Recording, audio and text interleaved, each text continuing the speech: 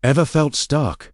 Like you're at a crossroads, and every path looks equally confusing. We make thousands of decisions every single day, from what to wear in the morning to major life-changing choices about our careers and relationships. And let's be honest, sometimes it feels overwhelming. Making the wrong choice can really freeze you up.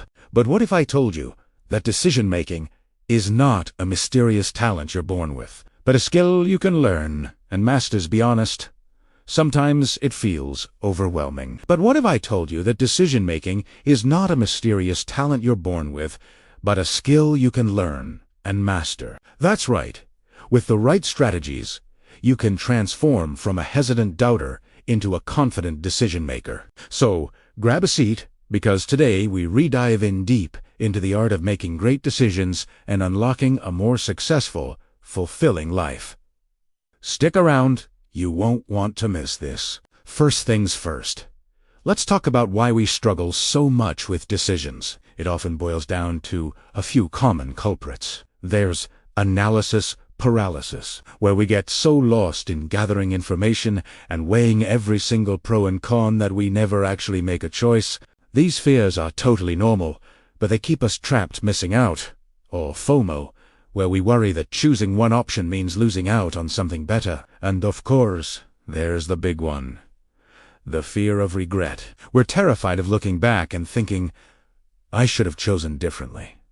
These fears are totally normal, but they keep us trapped. Recognizing these patterns is the first step toward breaking free. So, ask yourself, which of these sounds most like you? Just identifying your personal decision-making demon can give you a huge advantage. Now that we know our enemy, let's arm ourselves with some powerful strategies. They require slow, careful consideration. But most decisions in life, a retro-way door concept popularized by Jeff Bezos.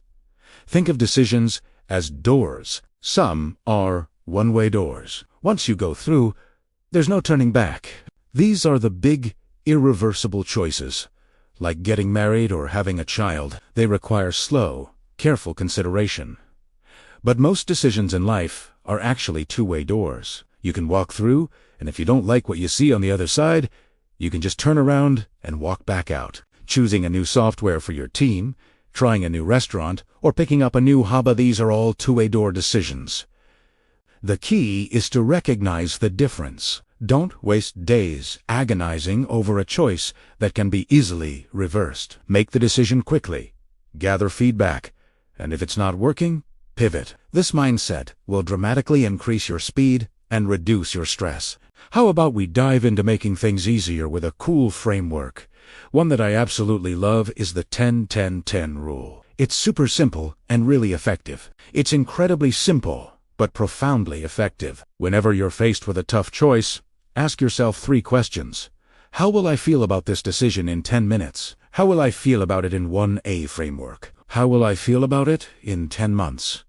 And how will I feel about it in 10 years? This little exercise forces you to step outside of your immediate emotional reaction and consider the long-term consequences. A decision that feels terrifying right now, like turning down a job offer, might feel completely insignificant or even wise in 10 months or 10 years. It helps you gain perspective and separates temporary discomfort from lasting regret. It is a fantastic way to cut through the noise and focus on what truly matters in the grand scheme of your life. Another critical strategy is to stop aiming for the perfect decision and start aiming for the best possible decision with the information you have. Perfection is an illusion. You will never have all the data. You can't predict the future, and there's no magical right answer. The most successful people aren't psychic. They're just really good at making a decision, and then making that decision right. They commit to their choice and pour their energy into making it work, rather than second-guessing themselves. So, do your due diligence, gather a reasonable amount of information, and then trust your gut and make the call. Remember, a good plan executed today is better than a perfect plan executed next week or never. Progress over perfection, always. But what about your intuition? That little voice in your head, that gut feeling. Should you listen to it? Absolutely. But with a caveat, intuition isn't magic. It's your brain's rapid-fire pattern recognition system at work. It's built on all your past experiences, knowledge, and observations. So, when you have a lot of experience in a certain area, your intuition is a highly valuable tool. A seasoned firefighter's gut feeling to evacuate a building is probably worth listening to. However, if you're a complete novice in a field, your intuition might be less reliable and could be based on biases or fears rather than experience. The key is to balance intuition with logic. Listen to that gut feeling, but then test it against the facts. Ask yourself, why do I feel this way? And see if you can find rational evidence to support your feeling. When your head and your gut align, that's often where the best decisions are found.